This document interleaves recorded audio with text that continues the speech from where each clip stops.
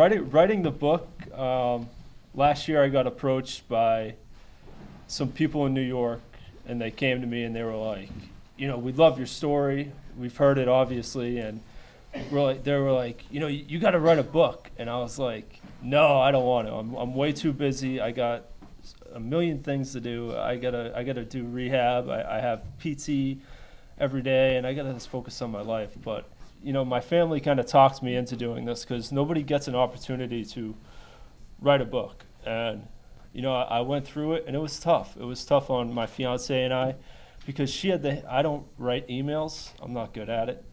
So to correspond with the publishing company and to the people and to my agent, my book agent, it's all email because they're from New York, and you know, she's been there, and you know, like, she kind of wants me to pay her some of the money that I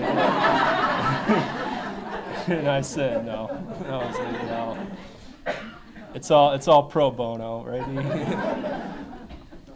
Yeah. So, but it was good. It was kind of cool to get my story down on paper like this. And like, I talked to other survivors, and you know, they've talked to people about writing books, but they're not there at that step yet, and they think it was just great that I did it and I went through with it, because now someone could read it, and it will always be there. And you know, I'm really proud of it. I didn't think it was going to be that good, and it came out really well. I think it's like 2 weeks on the New York Times bestseller list. I went from 20 hardcover.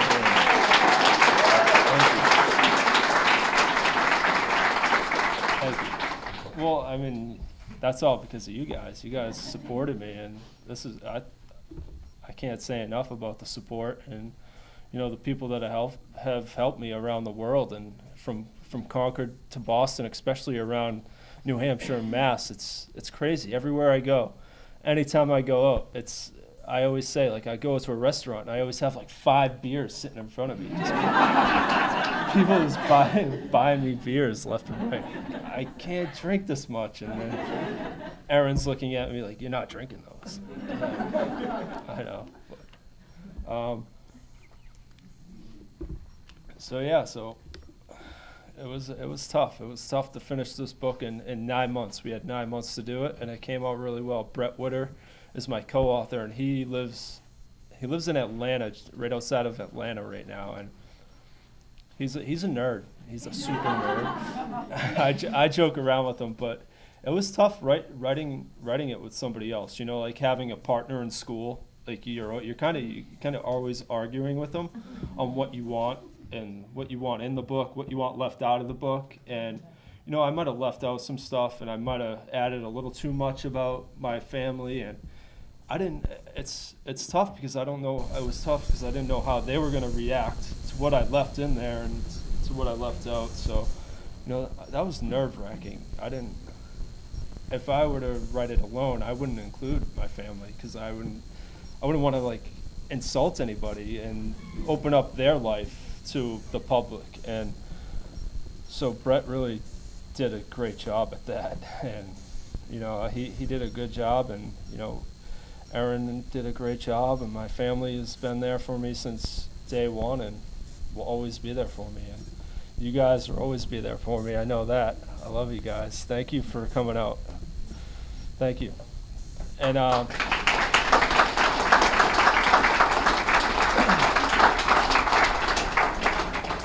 if you guys have any questions, I'm here till 9. So. What did you leave out? I can't tell. That's why I left it out. Where's the back? The knowing that my life is going to go on, and I have to just like capitalize on everything. So that's where I get my strength, is to know that I have like. You know, I have a life to live, and I have to live it to the fullest now. Because, you know, there was a time when I was laying on the sidewalk on the steaming hot brick, and I thought I was dead. I was reaching for my cell phone to call my dad and my mom to tell them that I wasn't going to make it home. And, you know, when Carlos came over and Alan Panther and those guys that stepped up to save my life, you know, I still thought I was going to die because I heard the second bomb go off and I thought there was going to be another bomb. So I was like trying to get myself away from that situation, and that was hard, and I don't ever want to be like that again, and I want to live my life to the fullest after going through that, and that's where I get my strength, is just seeing the worst and trying to do the best I can to live positive, and that's how I get my strength. Did you ever make eye contact with the bombers or any other interaction? Yeah, he was going through the crowd, and it was a tight crowd, like, you know, way tighter than this, and he's trying to cut through, and he like nudged me, and I was like, I turned around, and he looked right at me. I mean, he was looking down at me, and he had sunglasses on, but yeah, that was it. We just looked at each other, and I was like, I didn't say anything to him, but I was like, where are you trying to go? There's nowhere to go. And then I just kind of turned around and started to cheer because I was looking for Erin, and you know, you're sitting there looking at every runner run by, trying to see if it's her, and so I didn't want to miss her, so I quickly forgot about him and was looking forward. So that was just about it for that. What is your goal for the future? I have tons of goals. You know, right now I'm going to start driving, so that's a huge one, and I have a baby on the way, so.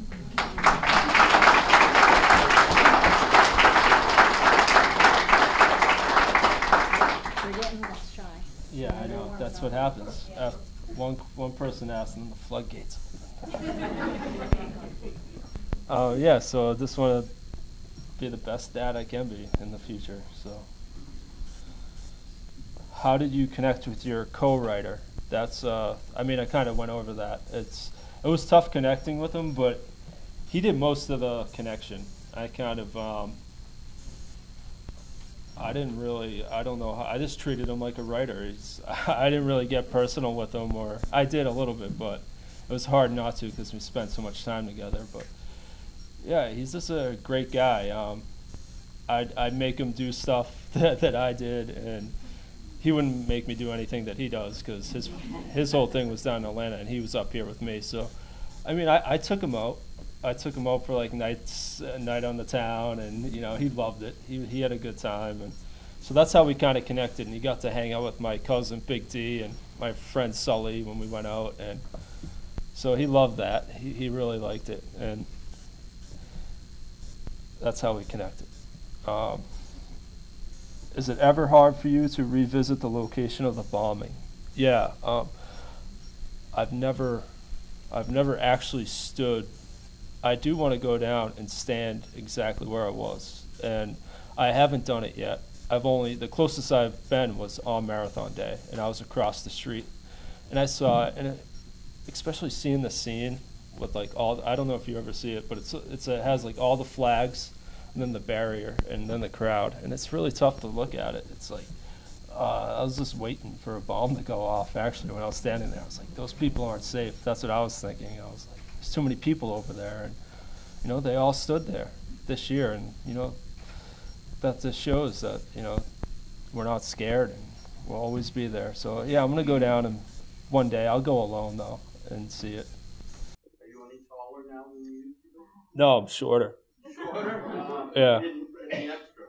No, it's I wanted to keep my my center of gravity lower, so for balance, I guess it's a little bit easier.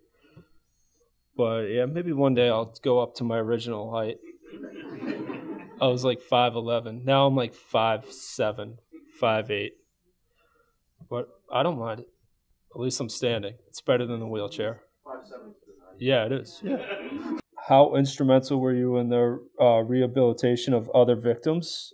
No, I think we were all instrumental to each other. It's like we have especially the amputees, because we were the ones that were closely together with because we were in this hospital at the same time frame, and we were in rehab in the same time frame, so we got really close. And I could mention one girl, Jess Downs, and she lost her leg, and she's about a year or two older than me, and her and I really liked working into the workout groups together, and Pat and Erin would actually join us, and it was fun because we'd push each other. We would be like, yeah, oh, come on, you can do it. Like if you're doing like a side plank, I don't know if you guys know what that is, but it sucks. It's like you have to sit on your. It's all about your core, and so I'd see Jess doing it, so I'd be like, oh, I have to do it. So we kind of push each other in that aspect. So we are very instrumental in our rehabilitation to each other. Were you conscious all the time? Yeah. Only time I really lost consciousness was when the blast first happened. I kind of like saw a white flash, and then I was on the ground, and I must have been out for like 5 seconds. And I lifted my head, and then I saw everything. And I was conscious through the whole thing and thinking and assessing my injuries. I looked at my legs, and I knew they were gone, and I was looking for bleeding. I saw that my left leg was losing more blood than my right. So if you actually look I never let go of my left leg, because that's when I first looked, I saw the blood coming out of my left leg. My right leg seemed pretty much just completely gone. So, and it wasn't like gushing blood or anything. So, I just grabbed what looked worse and I squeezed as hard as I could, and I didn't let go until I got to the ambulance. And then I was talking to everybody. Everybody was asking me who I was, and I was telling them, and I think they were just trying to keep me awake. And as soon as I got in the ER, I was talking to the Boston police officer. I was like, it was a bomb. I know who did it. He had a hoodie, and he was like, he kind of, I think he just went and told whoever was above him, and then people were waiting there for me when I woke up. And I was talking to the ER people about it, and there were so many people in the ER room. There's probably like 12 doctors, and they were all just going nuts. Like, you see it on the TV shows. It's like, 12 cc's of this, and they're cutting off my clothes, and they're like, yeah, and then they were talking to me like, Jeff, you don't have your legs. I was like, yeah, I know that. I was like, put me under. I was like, you got to put me under. And they were like, all right, we're doing it. And then finally he was like, all right, you should be going soon. You're going under. And I was like, yeah, put me under now. So at one point, I got overwhelmed and I needed to go. I needed to get put under, and it's just too overwhelming. But you ever, do you keep in touch with people who saved you? Yeah, Dr. Panner was the guy that was on the ground. He was standing right behind me when the bomb went off, and he's a doctor from Georgia. I actually got to meet him last Monday. His wife ran on my marathon team, so I got to meet him and hear his story of everything that he saw that day, which was very cool. And he was telling me all about things that I was talking to him about when he was helping me on the ground. And Carlos, I see Carlos a lot. I see Carlos all the time, and he's a great guy. He's truly awesome. My brother Al and I don't know if he's in here. We actually got to go to Costa Rica with Carlos and meet his whole family, which was fun. We were there for 2 weeks, and it was amazing to see that country. And Carlos is the type of guy that knows everybody in the world. He is, if he's wearing the cowboy hat, like everybody stops him and has to get a picture, has to shake his hand. It's crazy. So I see Carlos a lot. Paul Mitchell was the paramedic that was running in front of me. I've met him twice. And the little girl that was pushing me in the chair, Devin, I've never met her. She goes to BU, and I just haven't met her. I haven't had the chance to. So, I mean, I'd love to meet her and say thank you, but that will come down the line. I'll see her. It sounds as though it was very emotional, but you haven't said anything about recognizing any pain or being cognizant of any pain. Were you? Or were you just in shock? It felt like pressure. I guess I was on fire a little bit. That's what Carlos was telling me. I don't remember that. Because I was burnt all over, and I didn't have any pain. I was just in like this weird state of mind. I was just in a weird place, and it felt like someone was just squeezing my legs. Obviously, I could see my legs on the ground and see everything, and I knew that it wasn't okay. And like I said, I was looking for blood, and I was just squeezing my left leg because that's where I saw blood. But yeah, it just felt like someone was squeezing my legs. It wasn't any pain or anything. But when I talked to Alan, he, the doctor that was helping me on the ground, he said I was swearing at him. When he did say that, and he was like, but after he was like, it was like the most kindest, gentlest swearing. He's like, and I was like, I'm sure I said other things to you, and he was like, no, he's like, you were actually pretty polite, and I mean, he's a doctor, and he was right there, and he said I was, he said I was with it, and he was amazed by it, and I don't know how I was, but yeah, I was saying a couple F-bombs here and there, but other than that, I was just worried about, I thought I was going to die, so I was just focusing on that and staying alive.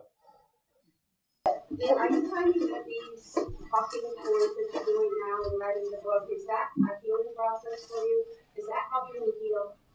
No, it doesn't really bother me because I've done it so many times. Only time it really bothers me is at night when I'm actually, laying in bed, and that it kind of eats away at me if I saw something that day But no, this is great.